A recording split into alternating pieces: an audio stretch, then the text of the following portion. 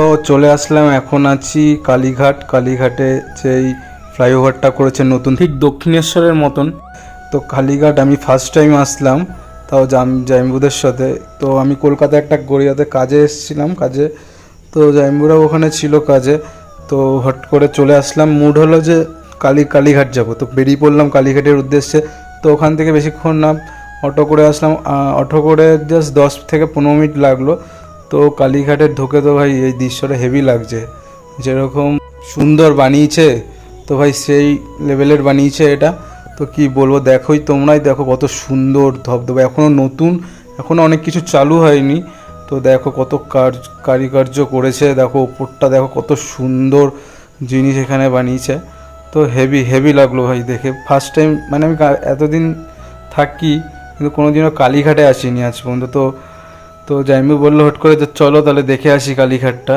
তো দেখি, নামি এখন নেমে তো দর্শন করবো। আজকে আমরা পুজো দেবো না, জাস্ট আমরা ঘুরতে আসলাম বলে পুজো দেবো না। এই যে কালীঘাট মায়ের মন্দির, তো মায়ের মন্দিরের সামনে যাব। এখন প্রথমে আমরা ভেবেছিলাম যে মন্দির বন্ধ হয়ে গেছে, কিন্তু এখনও বন্ধ হয়নি। তো আমরা এখানে এদিক ওদিক ঘোরাঘুরি করে তারপরে ঢুকলাম মন্দিরে। কিন্তু যা রোদ ছিল সেদিনকে, এই যে মায়ের চূড়াটা, তোর যা রোদ ছিল, এই গেটটা দেখে আমরা ভেবেছি বন্ধ, কিন্তু আরেকটা গেট আছে সেটা আমরা জানতাম না।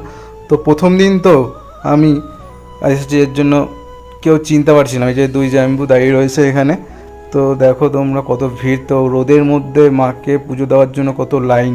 তো আমরা খালি পায়ে এসছি, মানে ওখানে দাঁড়াতে পর্যন্ত পারছি না এই সিমেন্টে, এত মানে পায়ে আগুন জ্বলছে এরকম লাগছে। তো আমরা বেশিক্ষণ ছিলাম না। তো সবাই আমাদের ধরছিল যে পুজো দেবে নাকি পান্ডারা। তো আমরা বলেছি না, পরের বার এসে দেবো। তো আমরা আবার বেরিয়ে পড়লাম যেখানে যাওয়ার কাজের উদ্দেশ্যে। তো আমাদের বেশিক্ষণের না, এখানে আধ ঘন্টার মধ্যে আমরা ঘোরা কমপ্লিট করে আবার কাজের জায়গায় চলে গেলাম। তো বাই বাই।